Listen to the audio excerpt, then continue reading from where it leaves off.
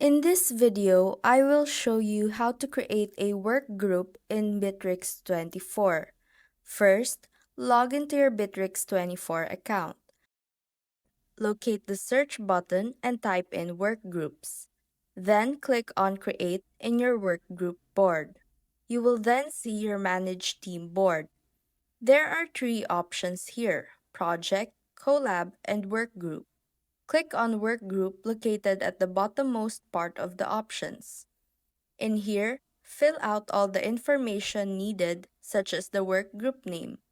You may also select your workgroup icon and visual theme. Then, choose your privacy settings, whether public, private, or hidden. After that, proceed to adding your team members for this workgroup. Once done, you will see that your workgroup is now created. And that's how to create a work group in Bitrix24.